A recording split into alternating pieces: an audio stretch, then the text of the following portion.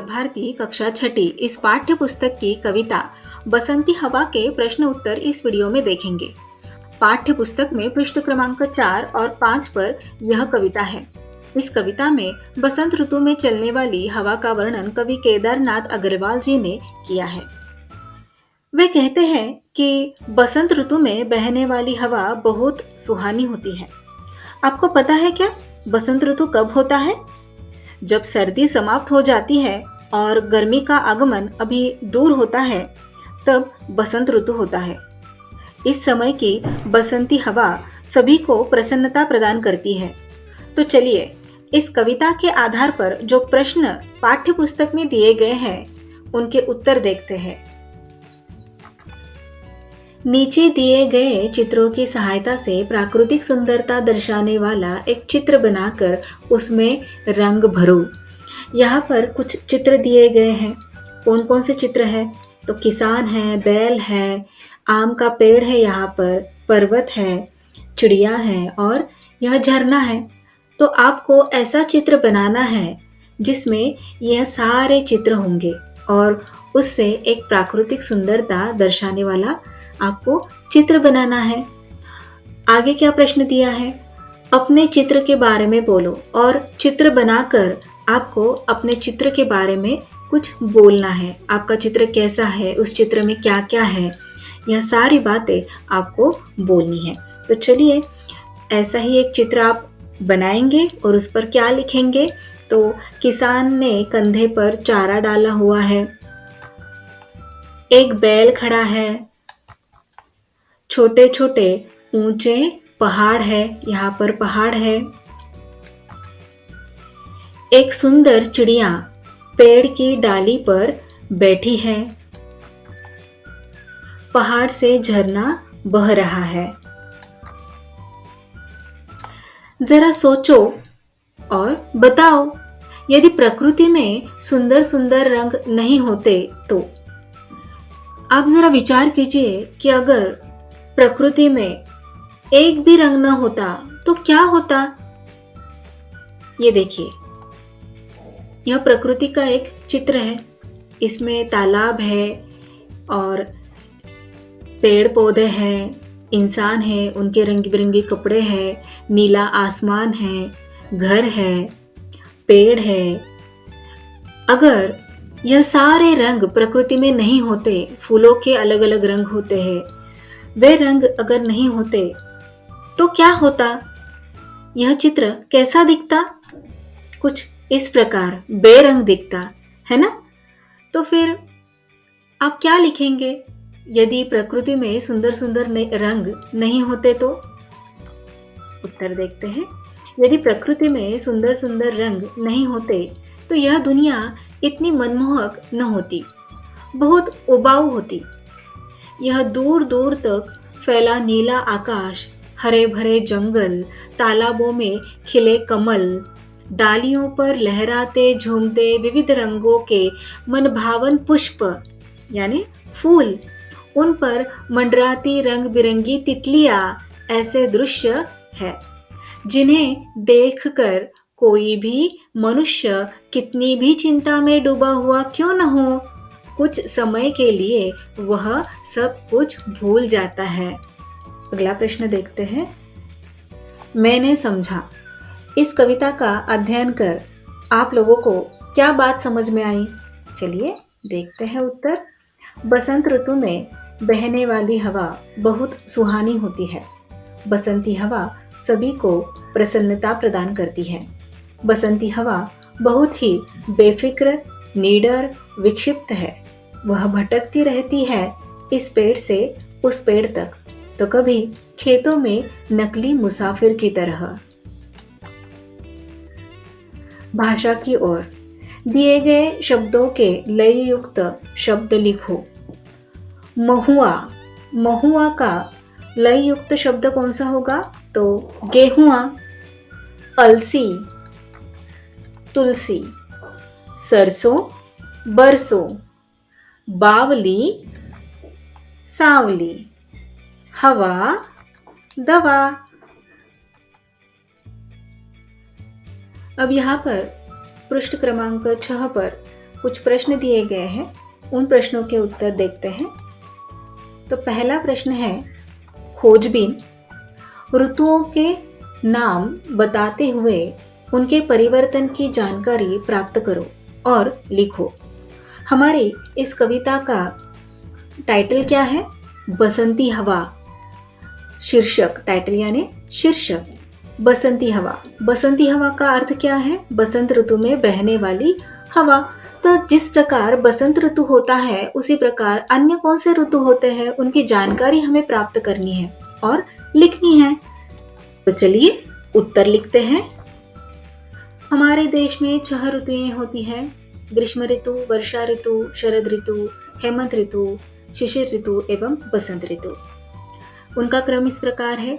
ग्रीष्म ऋतु में दिन बड़े व रातें छोटी होती है। गर्मी के कारण वायुमंडल के हानिकारक तत्व समाप्त हो जाते हैं। आम, जामुन, खरबूजे, तरबूज, लीची जैसे रसीले फल इसी ऋतु की देन है। वर्षा, ग्रीष्म के बाद वर्षा का आगमन होता है। सभी प्राणियों को गर्मी से राहत मिलती है। नदी नाले पानी से भर जाते हैं। धान, ज्वार, बाजरा, मक्का आदि इसी ऋतु में बोए जाते हैं। शरद, वर्षा के बाद शरद ऋतु आती है। न ग्रीष्म की गर्मी होती है, न ही वर्षा का कीचड़ पानी। यह ऋतु सुखद होता है। विजयादशमी का त्योहार इसी ऋतु में मनाया जाता है। हेमंत, इस ऋतु में हल्की सर्दी पड़ने लगती है। दिन छोटे और रातें लंबी होने लगती हैं। दिवाली का त्योहार इसी ऋतु में आता है। धान की फसल भी इसी समय तैयार होती है। शिशिर, हेमंत के बाद आती है शिशिर ऋतु। इस समय सबसे अधिक सर्दियां आती हैं। दिन भी सबसे छोटे हो जाते हैं। लोग शरीर को गर्मी पहुंचाने वाले मूंगफली और तिल जैसे खाद्य पदार्थों का सेवन करते हैं। बसंत, सर्दी के बाद ऋतुराज बसंत का आगमन होता है। इस ऋतु में प्रकृति में चारों ओर हरियाली हो जाती है और विभिन्न रंग बिरंगी फूल दिखाई देते हैं। बसंत पंचमी और होली इसी ऋतु में मनाई जाती है। अगला प्रश्न देखते हैं। सुनो तो जरा, त्योहार संबंधी कोई एक गीत सुनो और दोहराओ। आपको होली पर अनेकों ढेरों गीत मिल जाएंगे। वे सारे गीत तो नहीं सुनने हैं, लेकिन उसमें से कुछ एक आध गीत आपको सुनना है और उसे दोहराना है, रिपीट करना है। अगला प्रश्न देखते हैं। बताओ तो सही, शालेय स्वच्छता अभियान में तुम्हारा सहयोग बताओ। आपके स्कूल में स्वच्छता अभियान हुआ होगा, तो आपने किस प्रकार सहयोग किया स्वच्छता अभियान में, यह आपको बताना है। तो चलिए यहाँ पर मैं एक उत्तर आपको लिख के देती हूँ। हमारे विद्यालय में स्वच्छता अभियान का आयोजन किया गया। प्रत्येक कक्षा को एक सप्ताह स्वच्छता का काम संभालना था। मैं अपनी कक्षा का मॉनिटर था। मेरी जिम्मेदारी दूसरों से ज़्यादा थी। मैंने अपनी कक्षा के कुल 40 विद्यार्थियों की 5 टोलियां बनाई, यानी 5 ग्रुप्स बनाए। प्रत्येक टोली को एक हिस्से की स्वच्छता की देखरेख का काम सौंपा। इसमें विद्यालय के चारों ओर का बगीचा, खेल का मैदान, शौचालय, पानी पीने का स्थान तथा प्रत्येक कक्षा के सामने के बरामदे थे। मैंने प्राचार्य जी से विद्यालय की छुट्टी के बाद अपनी कक्षा के लिए एक कालांश बढ़ाने की अनुमति ले ली, ताकि सभी विद्यार्थी स्वच्छता का काम अच्छी तरह से कर सके। मैं पूरा कालांश प्रत्येक टोली के पास जाकर उसके काम का निरीक्षण करता था। प्राचार्य जी ने 1 सप्ताह तक हमारा काम देखा। उन्होंने प्रार्थना सभा में हमारी प्रशंसा की। वाचन जगत से कविवर सुमित्रानंदन पंत की कविता का मुखर वाचन करो। कविवर सुमित्रानंदन पंत जी एक बहुत बड़े जाने माने कवि हैं। उनकी बहुत सारी कविता आपको नेट पर मिल जाएंगी। उन्हीं में से एक ये कविता है जो मुझे बहुत पसंद है। मैंने छुटपन में छिपकर पैसे बोए थे, सोचा था पैसों के प्यारे पेड़ उगेंगे, रुपयों की कलदार मधुर फसलें खनकेंगी और फूल फल कर मैं मोटा सेठ बनूंगा। पर बंजर धरती में एक न अंकुर फूटा, बंध्या मिट्टी ने न एक भी पैसा उगला। सपने जाने कहाँ मिटे, कब धूल हो गए। मैं हताश हो बाट जोहता रहा दिनों तक, बाल कल्पना के अपलर पांव डड़े बिछाकर। मैं अबोध था, मैंने गलत बीज बोए थे, ममता को रोपा था, तृष्णा को सींचा था। रिक्त स्थानों की पूर्ति करो। नहीं कुछ डैश है, नहीं कुछ फिकर है। गिरी डैश से फिर चढ़ी आम पर, गिरी धम्म से फिर चढ़ी आम पर। वहां डैश में लहर खूब मारी। कहाँ लहर मारी हवा ने? वहां गेहूं में लहर खूब मारी। हिलाया झुलाया गिरी पर न, हिलाया झुलाया गिरी पर न कलसी। विचार मंथन। हवा प्रकृति का उपहार, यही है जीवन का आधार। हवा प्रकृति का उपहार है और यही हमारे जीवन का आधार है। इस पर विचार करना है और इन पंक्तियों को स्पष्ट करना है। चलिए उत्तर लिखते हैं। हवा अपने साथ एक उमंग, एक उत्साह लेकर आती है। हवा के कारण ही वृक्षों और प्राणियों को ऑक्सीजन मिलता है, जिसके बिना जीवन एक क्षण के लिए भी संभव नहीं है। हवा के बिना हमारा जीवन एक पल भी संभव नहीं है। इसीलिए कहा गया है कि हवा प्रकृति का उपहार, यही है जीवन का आधार। अध्ययन कौशल। वायुमंडल स्तर दर्शाने वाली आकृति बनाओ। तो यहाँ पर यह वायुमंडल दर्शाने वाली, वायुमंडलीय स्तर दर्शाने वाली आकृति है। अगला प्रश्न देखते हैं। निम्नलिखित प्रश्नों के उत्तर एक एक वाक्य में लिखो। खेत में पहुंचकर हवा ने क्या किया?